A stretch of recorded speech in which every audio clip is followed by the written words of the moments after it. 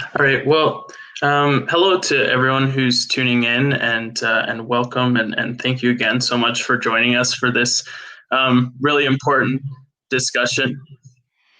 And thank you so much to our guests who are able to join us. I believe it's a little bit later in the evening for you guys, pretty early in the morning here for us. So thank you so much for joining us. We really appreciate you taking the time. I'm sure both of you are really busy these days. So, we kind of wanted to open up this discussion just because I think in the past year, especially the Rohingya have, went through a massive fire in March, early in the year, and now dealing with this monsoon and flooding. And it just seems like these types of things are just, never ending, and they just seem like they're happening more frequently, and it's just causing a lot of different troubles and definitely having impact on an already vulnerable population who then has to deal with these types of things. So I think often the Rohingya sometimes are seldom talked about, and we don't always talk about their struggles, and we don't see it happening too much in the news and that sort of thing. So we thought it would be really important to have this discussion so that we can learn more and just talk about what some of the specific struggles these types of events can have on this population, and what is being done to address it, and those types of things. So, it's really important to have this dialogue about their continuing struggles, and just really just their long search for a safe place to live. And after all these years, that seems like that's still a huge issue. So I'd like to introduce Humanity Auxilium's medical chair, Dr. Mosina Chalklader, to kind of help kick things off for us. Thank you so much for joining us. Good morning, everybody. Thanks, Nathan, for the introduction. I'm Dr. Chalklader. I'm the medical lead of Humanity Auxilium. Humanity Auxilium is a health-based NGO, and it was founded by Dr. Fauzia Alvi back in 2018. We envision a world where there is equal health access in marginalized communities, and our goal and our mission, vision, whatever you call it, is to provide impactful medical relief and training to these communities who have been forgotten, who have been hit very hard by either natural disasters and calamities or geopolitical issues. The Rohingya community is very, very close and dear to our heart, and there was a refugee population in the Cox's Bazar, Bangladesh, even prior to the genocide that started in August of 2017.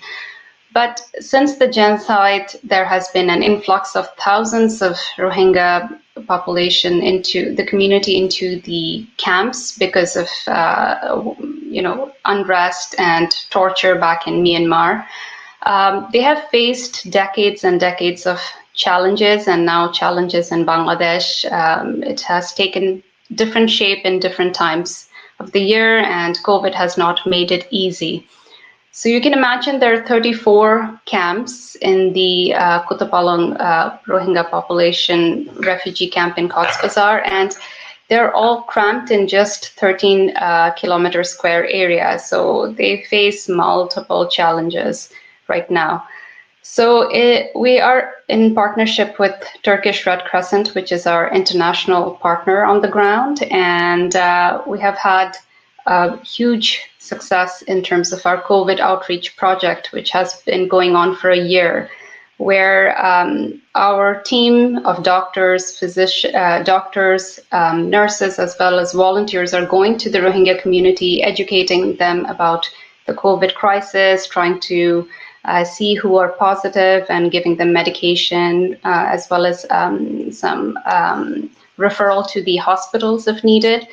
So this has worked very well because, as you can imagine, the Rohingya population has suffered so much torture that they do not want to come out front with symptoms, as they don't trust the medical community as much. So this has been quite a success. We were able to educate the Rohingya community, as well as treat and mitigate the spread of COVID into the camps. right now there are different challenges such as mental health as well. So we have another project going on where we're doing an outreach project for young women and adolescent girls, as well as older women, for their mental health, because mental health again is a taboo into the camps, and we're doing an outreach program with our local psychologists, psychiatrists, and our volunteer Humanity Auxilium psychologist and psychiatrists group, where we have been doing virtual teaching, and now they have started to screen patients for depression, post-traumatic stress disorder, and things like that. So Humanity Auxilium is trying and will be at every step with the Rohingya community. And we would like to see what's happening on the ground right now, especially with the monsoon season. Hence, we have invited two speakers today. The first speaker is Mr. Tofel Ahmed. He's the Senior Program Manager, and he knows about the Rohingya inside out a lot because he's been involved in their care since 2006, and he's been involved with the Turkish Red Crescent since 2018. He's quite knowledgeable about the different programs that they're running, such as the WASH program, the psychosocial support program. So he's one of our speakers today, and we're very grateful that he could join us today. Our second speaker is Dr. Mumtaz Hussain. She is in charge of the health post with the Turkish Red Crescent. And prior to joining Turkish Red Crescent, she was practicing and working with the Burns and Reconstructive Surgery Unit. She's also very interested in the emergency physician, in emergency medicine, as well as the refugee women's health. So thank you so much both for joining. The first question is for Mr. Ahmed. Can you just tell us, with the current flooding and with the monsoon situation, what's happening in the camps? Yes, thank you very much, and very good evening from Cox's Bazars. Actually, this is the monsoon seasons over here, and for the Rohingya people in Bangladesh, you already mentioned that 34 camps within the very small places, and the places the hilly area, and the frequently continuous rain falling made the flood in the camps to camps, and our refugees, they are basically sufferings from these regions, as well as during the COVID.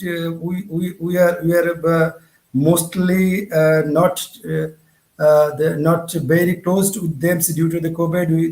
We are doing the roster-based activities over there, but when the heavy rainfall started over there and contingency planning, due to the we have just started our support for them based on our contingency plannings, and 34 camps over here maximum, and maybe you already heard that 6 persons already died due to the heavy rainfall and the landslides, including of one child here.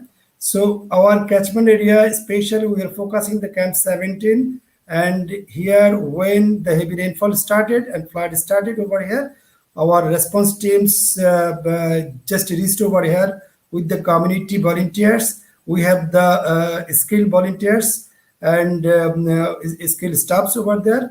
A group of staffs and volunteers teams just works for the 7 week over there with our response supports. And maybe already you hear from the news and some other social network that's maximum shelters have been collapsed and partly damaged, and some of the shelters damaged. And also, that due to the COVID, the people are very fearful over here. Dr. Mumtaz is here. We are working together very closely to support our target people over here. And you already told about the PSS that we are providing. We have the psychosocial.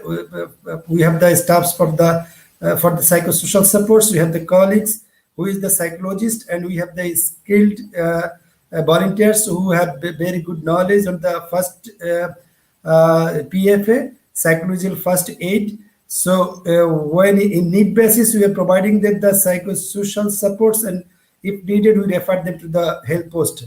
Beside I it, beside it, we just providing the some shelter items to the needy people. So we instantly our team has gone to the camps, and we have done an assessment for the shelters, and as well as for the wash, because we during the rainy season, flooding season, there is some possibilities of the AWD diseases, and the even as well as the skin diseases. So So, we Mr. Ahmed, because yes. of the monsoon, can you access the camps? Like you can still drive there, you can still access the camps. It's not too bad. Like it's not fully flooded, or like the roads are still there. You can access because I guess the of the low hilly areas, that's not an issue to get help to the people that need. Yeah. Actually, the due to the hilly area, and the heavy rainfall. So when rain is coming, and just all shelters is flooding for the Mm-hmm. once or long times, and so people are suffering. They cannot even sleep in their shelters, and even those shelters is still in the good positions. They cannot also sleep in the right at night. So this is the problem we are facing over there. So how are you managing? Like, are there people being moved into community centers or higher ground or different shelters close by? How are Yeah, they managing? yeah. Ms. Sakladar, actually, we are working with the Bangladesh government. You know that there is the camp in charge, who is the authority of the camp. We, in coordination with him, we working together over there, and there is some safe space. We call it the safe haven, like some schools, some community center, some safe space. Mm-hmm. In our Kizla village, the Turkish Red Crescent, we have the village. We call it the Kizla village. In there, some we have to have evacuated some peoples to the schools, nearer schools, and due to the landslides, some people's injured, and immediately our volunteers just referred them to the health post, and our colleagues immediately just give them treatment, and this is happening till now, because raining is here right now also. So, Dr. Hussain, what kind of treatment, or because of the flooding, you think you're seeing? What kind of patients? Is it more elderly, children? What are you seeing mostly? Thank you, Dr. Mohsina, for having me. First of all, good morning, good afternoon, good evening to everyone who's watching today. I hope everyone is safe in this time during the pandemic. So, regarding what kind of patients we are seeing, especially during this monsoon season, we know that during the monsoon season, there is a very increased risk of having acute watery diarrhea and other diarrheal disease outbreaks. Even before the monsoon arrived, we had a small outbreak of cholera in a few of the camps, and Okay. um, and because of this, there was like an accelerated drive to stop the spread of this cholera.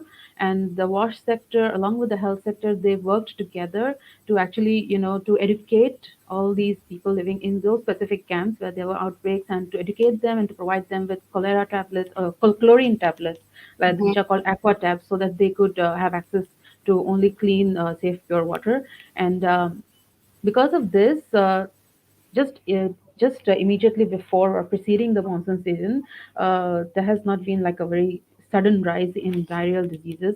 And Oh, also because we get warnings in advance regarding the rains and flooding. So all the sectors in the camps, they work together to to evacuate any low-lying areas, to evacuate people living in those low-lying areas, so that they don't have to suffer when it's already flooded. So this is about the diarrheal diseases, but other than that, there's been an increase in the number of like skin diseases, ear infections, especially in the adults. Um, And also we have seen a lot of injuries coming in because our camp 17 is a hillside or hilly area, and there are a lot of slopes, and these become very slippery during such rains. Even a slight rain causes it to become very slippery, and because in such hilly areas there may not be a lot of flooding, but there is always a lot of chances to have landslides. Because, for example, we had a patient few days back where it was a young boy. He was around 18 years old. He was suddenly brought to our health post by his relatives and the CPP, that is Cyclone Preparedness Program volunteers, and he was shivering very, very badly, and he was hypothermic actually. And what happened was he was actually cleaning the drain next to his house, and his house was just next to the hill. So what Mm, happened was it was raining. Even at that time, it was heavily raining, and mm, he was obviously he's also a volunteer. That boy is also a volunteer, so that's why he was cleaning the drain, because if you clean the drain, then it helps in drainage of the rainwater, so it prevents flooding. What mhm. happened was a portion of the hill actually fell on him, and luckily he was really lucky that he was only covered in the soil up till his neck, and he could breathe. But he was under the soil for at least 10 minutes, and they immediately rescued him, and they brought him to our facility. So at our facility, what we found was he was hemodynamically stable at that time, but he was really hypothermic. So what we did was we changed his clothes, and we dried him adequately, and we resuscitated him. And he still had some pain in his back, and for that we referred him to the field hospital, Turkish field hospital, so that he could have X-rays or he could have further evaluations. And luckily, Alhamdulillah, he didn't have any serious injuries, and he was brought back to his home. So this is the kind of injuries. We also have, a lot of elderly people and women who suffer from falls during this season because Mhm. of the slippery slopes and these dangerous hills, because they have to access, like water points or other places which are on top of hills. So because of this, it leads to them, falling and injuring themselves, having a lot of times they even suffer from fractures or minor cuts or injuries. This is one a type of injuries that we are seeing a lot right now. And other than that, because our a lot of children, when it rains a lot, they actually like to play in the water, and many times they may not be able to judge the depth of this water, and it can lead Mm, to drowning. And as you have heard from Tafal Bhai, as he stated that 6 people died, and these 6 people died actually because of a landslide. The landslide, the portion of that hill, it broke and fell on their home, and mm, they immediately actually died. mhm. And lucky, although they were actually living next to a hospital, and they were Yeah, immediately brought to the hospital, but the effects of such a sudden landslide falling on you can be really serious, and it was not possible to save yeah. them. Oh, sounds And very debilitating. What about pregnant women, like women who can't move much, or with newborns, they're breastfeeding? Are they able to access any of the health facilities, or is the team going to shelter to make sure, as an outreach approach, to make sure they're doing well? How's that going? yeah, this is a very important thing that you've stated about pregnant women. It is so difficult for them because in the camp setting, most of these pregnant women, they already have children who are around 8, 9, 10 months old. So they already have a child who's breastfeeding, and they are already pregnant. It becomes very difficult for them to manage everything. And also because of the access, because of such, the problem with the access now during monsoon is that a lot of places are flooded, they're becoming slippery. So it's difficult for them to access the health posts or any health facility for that matter. So our outreach team is obviously going door to door even when it is raining so hard. It also becomes difficult for our volunteers to access their houses, but still they try how much ever it's possible for them to access these houses and provide them, or when they see that they are sick, they try to bring them to our health post so that we can provide them with medication. I see. I see. Um, this all has been going on for now a few days, and to us out here, we can't even imagine the situation in the camp. So we always go back to, like, your clean water, and I understand WASH is doing a good job. And then in terms of food, so Mr. Ahmed, how much does the WASH supply, like on a daily basis? How many people, like how many bottles of water, or the aqua tubs, or are they providing dry food? What are they doing with the food? Like, again, it's difficult for us to imagine out here in North America. So I just want you to paint a picture of, like what a Rohingya person is doing there who has lost everything, like their shelter, their belongings, and what do they do? Where do they go? Or how do they get their food during the day and things like that? Yeah, the water is the very important things for the all the people, not only the Rohingya. So in the Rohingya camp, this is very tough, and due to the hilly area, there is some like from our in our Kisla village, there is we have the 9 water network. This is central network, and it's just we just coordinate the water in our network, and then from the tap stands, the Rohingya refugees, they are collecting the water from there. And beside it, our community volunteers, they are doing some small scale awareness how to storage the pure water, and we also provided the aqua tap, and how to use the aqua tap for the pure drinking water. So we are doing it before the rain also, but after rain, during the rain, we just emphasize these activities more and more, because maximum of the Rohingya peoples, they do not actually understand about the disadvantage of the drinking water. I mean the advantage of the pure drinking water. So we need to emphasize it, and we have done it. Our volunteer just have been going to the house to house and just sit together with the 1 or 2 persons, and then just teach them how to educate them how to process the water to make it the purable. I mean the drinkable. Then so this is happening already, and we are working in coordination with the IFRC and the some others leading NGOs, those who are working in the water sectors in coordination with the campaigners. So we are just trying to be that people are having the safe water for their drinking and for their cooking and for their washing some other issues. So we are doing it. Thank you. I see. So that's great. I really like the point that you mentioned that TRC is doing a lot of teaching, because this is very important. If you do not empower them with knowledge, then you cannot be with them the entire time to show the steps. They need to learn it and also show it to their children, and that's how good habits will move forward, especially with COVID and everything else.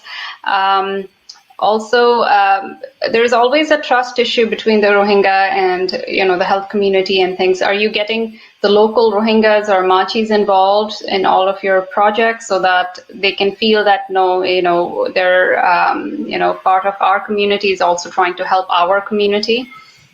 Yeah, this is very good points. I wanted to mention this earlier also. Actually, with the TRC, just trying to be emphasize 2 things. One is the localizations, another is the resiliency. That means we first educated our community volunteers in the sector basis. Then we have the different types of community committee within the committee. Those who are working on behalf of the with us, like we have the community-based wash committee, we have the community-based child protection committee, we have the community-based health committee. Like this, we have the protection committee. We have some like this committee in every single sub-blocks. So we just first we educated them how we should go and to be stay safe. Like to stay safe from the waterborne disease, like to stay safe from the heavy rainfall, how to save our shelters during heavy rain, or even during the landslide or even the cyclone. So we are trying to educate the maximum people, mass people, that they can do their activity by themselves with our supports, and our technical expert, they are already over there. And you already mentioned about myself that I have been working over there since 2018. I myself, with the guidance of my management, that we always try to educate and make sure the resilience of the community peoples. And within our catchment area, it is already seems by the peoples of the community and the humanitarian community, that they are more educated than others from different sides. Like they know, like right now in the COVID situation, how to make the how to stay safe, how to stay keep distance, how to wash their hands, like this and that. So we just we have just tried to ensure the resiliency in every tough situations, because localization is the very must in the humanitarian context.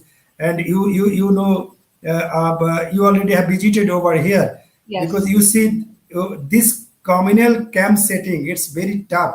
Mm-hmm. Actually, very small, 10 by 10 one shelters. Mm-hmm. There is the 7 or 6, 7 people are living together.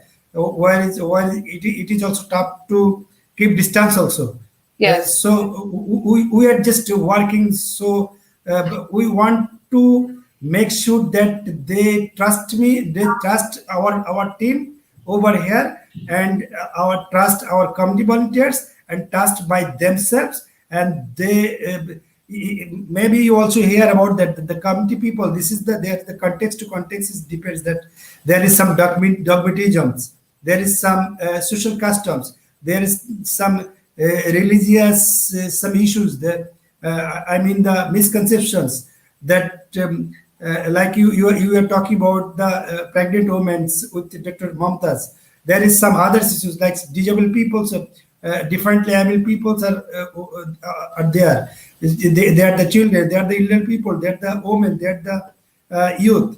So Mm-hmm. we have to treat all of them, so Yeah. that this is not the different things that we are working monopoly from the one sector based work. We are working together. Actually, this is the combined approach.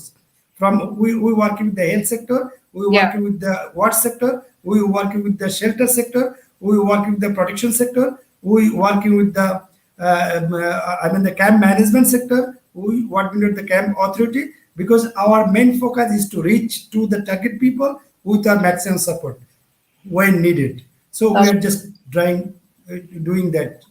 Thank you so perfect. much. No worry.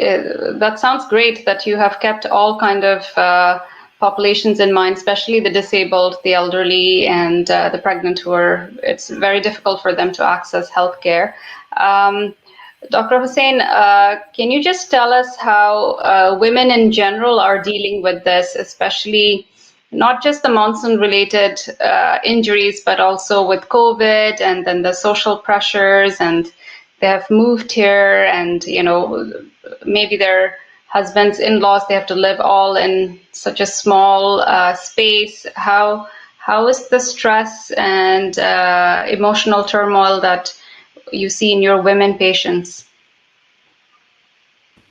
You have raised a very important question, especially with regards to women in this community, especially because in this community or in their culture, the women are really, they have to listen to what their husbands or their fathers or their brothers are telling them. And even if they have a different opinion of something. For example, if we think about COVID-19 in the camps, a lot of times, a lot of children, they come to us with the the signs and symptoms of COVID, like fever, cough, loose motion. So when they come to us, and at this moment we are actually having a sentinel testing site in our facility. That means we collect samples for COVID-19 testing. We collect the samples and then these are transferred to Cox's Bazar Medical College where they are tested. And what we have noticed is a lot of women who bring their children to us and we want them to test, we want them to get tested. When we tell them that the child has to get tested, then they immediately refuse because of the pressure from their husband. For example, I had this case just a few days back where a mother came to me with her sick child, and the child had a acute respiratory tract infection, that is fever, cough, and a runny nose. So when I filled up all the forms, and then the mother said that even she had such symptoms. So I decided, yes, both have to get tested.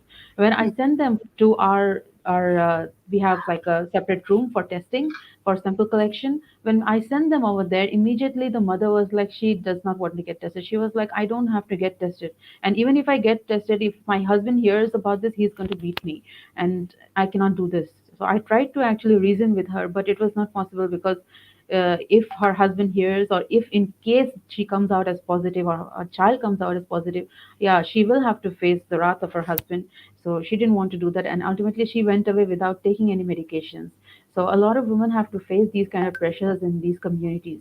um, and also regarding other health facilities for them, especially with monsoon, it is difficult for women because the women have to look after all their children, and usually they have a large number of children. For example, they have 5 or 6 children, and among these 5 or 6 children, at least 2 or 3 are below 2 years or 3 years old.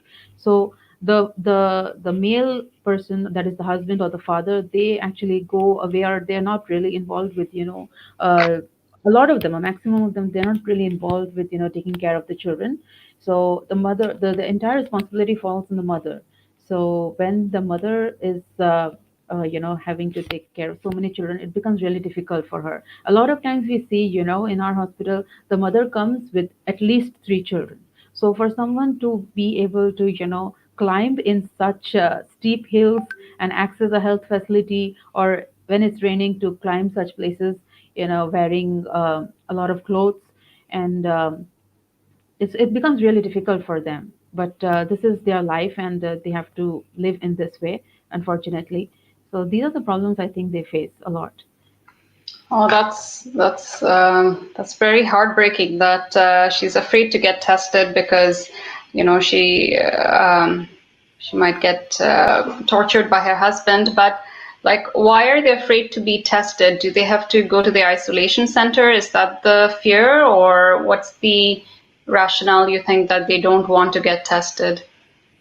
Yeah, the fear, it stems from the fact that they have to, mandatorily go for isolation, and that isolation will not be at their homes. The isolation will be in an institution. We have SARI ITCs. Currently, we have around 12 SARI ITCs which are fully functional, and we have around 641 beds which are specially only reserved for the forcibly displaced Myanmar nationals living in the camp So these are communities. the isolation Um, beds for the Rohingya population. Yes, yes. So they are distributed over the 34 camps, and a total of 641 beds. At the moment, there is around 54% occupancy. That means there are a lot of positive cases in the camp, actually. The reason that they feel so fearful is because for anyone, it is really difficult, even if you think about us or anyone in the host community, to suddenly, be separated from their whole family and go and live in the hospital for around 10 or 14 days. Yeah, the thought of a hospital actually brings fear for a lot of people. If because I'm working in a hospital, it probably does not, ring that much of a fear. But if I have to go as a patient, I myself will be very scared. I will be so uncertain about what is going to happen, and especially for them, because the only kind of, social connection or social interactions that they have is with their family members. And when you try to, remove this from them, it makes them scared, and I feel like they feel desperate and helpless. Mhm. For example, even a few of our volunteers were COVID positive, and for example, one of my volunteers, when he had to go over there and he was admitted in the hospital, he was like going really, he was being, he was getting panicky. So the doctor from that hospital called me, and he was like, he's behaving like this and that. So I had to call my volunteer, and I told him, I reassured him that if you have any problem, you tell me, no problem, I will try to solve it, but don't create a problem over there. So it is understandable that, why they feel so fearful, and especially this extra, this extra pressure from the male counterparts, that why did Mm-hmm. you go there? So You what shouldn't have do got this. so what do these males do all day then? Like, I mean, I know it's a very loaded question, but if they're not looking after their household and, I'm guessing they don't have much work in the camps because you're not allowed to really work other than volunteer. Are they preoccupied with earning a living and like what do they do all day? Because that's also another thing that might be creating a mental pressure in the male population of the Rohingya, which is not highlighted at all. We usually focus on the women, rightfully so, but what's going on there? Do you have any idea when you see your male patients? Of course, this is a very important thing and very important issue, especially regarding male health, male mental health. Um, what I see from our patients is uh, a very small portion of the whole population actually work as volunteers and they are paid on a daily basis. But other than that, a lot of them they actually try to get work outside the camps in the fields, although that is not legally allowed. And other than that, most of them do nothing, So they which also have really a lot compounds. of, yeah, mental pressure because back home in Myanmar, probably they had their own livelihoods and probably they're also very Exactly. frustrated. In Myanmar, for example, they would do farming or fishing, but here it is not really possible. They don't have any right to have any land or any such thing. So this is an added pressure. I see, I see. Um, for the last few minutes, Mr. Ahmed, what do you want the international community to know about the situation in the Rohingya population and what, as an international community, as an NGO, what can we do to support them further? Yes, thank you so much. Actually, without support from the international community, humanitarian community, uh, uh, even not only the TRC, no humanitarian organizations can do by themselves the whole support to the Rohingya people over here. Actually, in 2017, the influx happened over here, and so already 4 years gone. And at that time, this camp settings has been settled up over here, and we TRC, along with TRCs, some of NGO, they provided the shelters, they provided the some other facilities. So you can understand that this is the right time. Again, we have to be reconstructed I mean the shelters and beside it, we need to think about their education. We need to think about their adequate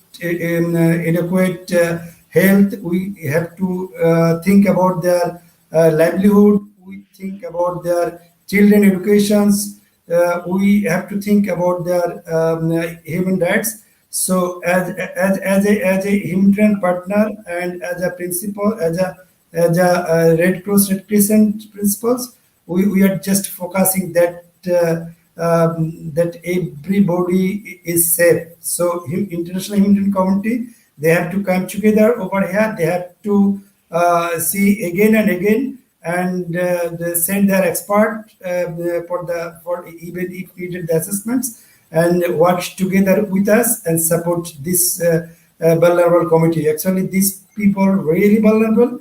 My colleagues, Dr. Momtaz already mentioned some of things about the fairness and their practices. I mean, the social customs, how the people treat each other, even the male treat the female members within the family, even in the children's. So things is so many things is there. So at least from the humanitarian background, we need to reach with our all the supports to engage the community people for their betterments, for their developments, for their future. That's and ensure that they are safe, they are happy, and they have the dream that they will be survive one times. Actually, the whole community is surviving right now. Due to they are they are due to the influx and then the COVID, and then right now the heavy rainfall, the recent flood. You know the this year flood is totally different from the previous years. The thing is that COVID already is happening. People cannot move, even from shelter to shelter, camp to camp. So they don't have any work. Dr. Mumtaz already mentioned to you. So when one person is staying within the community, within the family 24/7, so they really create some panic, or they already suffering the depresses. So this is happening. We need to stay with them. We need to keep them. We need to assure them that they are not alone. We are with them. We are for them. So without the support from the international community, we cannot give the whole supports, like from the shelter supports, for the food support, for water support, for the health support, for the other related support. Actually, to live as a human being, they need the basic human needs. So we have to be ensured the basic human needs for this community. So I, on behalf of the TRC, we request to the international community, please please help this community for their survivals. Thank you so much. Thank you so much for your comment. No, it's very important to mention why this monsoon is different from the others, because it makes sense that COVID already has put so much restriction, and now to mobilize these people to safer grounds, and it's much harder because of the COVID restrictions too. Dr. Hussain, what would you like to say to the community? And also, are you seeing any mosquito or fly-borne diseases yet because of the stagnant water, or not yet? Dr. Mohsina, can you hear me? I think I'm having some network problems. Is it clear? No, I can hear. I can hear you. Nathan, can you hear her? Yeah, I can hear it clearly, yeah. Okay, can you just repeat your question? So because of the stagnant water everywhere, are you seeing any mosquito-borne viruses, or there is already precautions underway, or what's happening on that front?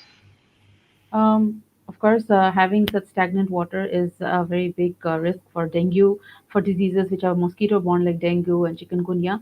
And we are seeing a lot of these happening in Dhaka, especially, but not yet in Cox's Bazar. And we are proactively working with all other sectors to educate everyone that so that they don't, have such stagnant water anywhere, and to throw away these waters and not use them even. And so we are not seeing anything in this front. And I would also like to add to this that there is good news that the Bangladesh government is actually starting to vaccinate the FDMN population over 55 years old with the COVID vaccine. And this will be starting from the 10th of this month, that is the day after tomorrow.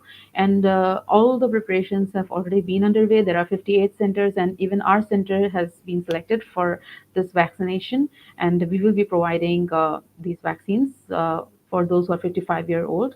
And I think this is a very good, outcome for the future of this pandemic. And so, yeah, the only way to beat this COVID-19 is if we all get vaccinated, the developed and the developing world for sure. And this is definitely a great news for the Rohingya population. Let's see how it goes. It's definitely a step in the positive direction. Nathan, did you want to add something? Yeah, I think just lastly, probably a good question just for both of you, and maybe we can start with Mr. Ahmed for this one. But, from my understanding, like this time of year typically does have a lot of rainfall. I believe like 80% of the year's rain happens usually around this time in the area. Have you guys noticed that it's becoming more and more that, that the rain periods are longer, that there's a lot more rain? I think I had read a statistic that there was like a stretch of 3 days that saw almost more rain than the last 20 years. So is that kind of what both of you have been observing? And is this anything, what's happening this year, is this anything that either of you have witnessed before over the past few years?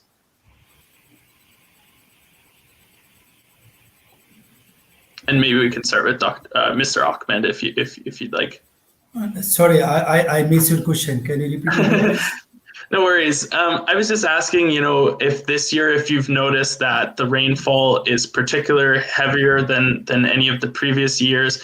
I've just been hearing a lot that it's a lot more than it has been in the last decade or so. So, just what are your observations of the amount of rain, and have you noticed that it's been getting more frequent and more rain over the past few years? Yeah, actually, this year this is seen to us also that the heavy rainfall is over here. It is better than I mean the huge than the last years, and already due to the climate change, not only in the Bangladesh, in the around the globally it is happening. The changing the weather, changing everything. So here in Cox's Bazar also, I think this is the main things for the climate change. But I do not have any particular issues that because I am not the expert in this particular issues why this is happening. But really, this year the heavy rainfall is happening that we didn't see the last years. Mm-hmm, mm-hmm. I see. Thank you. Thank you. Yes, and I too second that. This year we are seeing more rainfall and also more flooding, and we all know that Bangladesh is a more low-lying country compared to other countries, and given the rate of sea level rise, the glaciers melting, it really puts places like Cox's Bazar, which are just the coastal areas, it really puts them at risk of having floods and inundation of the coastal areas. And we have seen even during this time, where just the last during the end of July, when there were really heavy rainfall, we saw that in the Marine Drive, that is the road just next to the ocean, Yep. in the Bay of Bengal, we saw that there was the ocean water entering over the road, and this was really shocking. And a lot of people who live in those areas, even they reported that they have never seen such a situation before, and it is a really alarming situation for Bangladesh and the whole world as a whole. And we can see this happening everywhere in China and India, and there are wildfires. There is in Canada, even in Canada there was like a heat wave, and which I never thought could happen. I always think of Canada as being a very cold and frozen area, and now having people die from heat strokes is really shocking. Yeah. So as a whole, the whole world is really in a very dangerous situation right now. Mm-hmm, mm-hmm. Yeah, no, the climate change is definitely a concern, and especially like in Bangladesh, which is lowland and with such a humongous population, even if part of it is flooded, that will affect, hundreds and thousands of people for sure. Thank you so much for both of you. I know it's the end of the day. You both probably are very tired, but thank you for joining us. It's very important to highlight these issues. Otherwise, we will not know from out here what's exactly happening in the camps and around the camps. So it was eye-opening to understand and learn what's being done there, even with the limited resources that are available to people. Thank you again so much for joining, and hopefully continue with the good work. You both are doing amazing jobs there, so continue with the great work. And we will look forward to the vaccination for the Rohingya community. Very well deserved for sure. Thank you.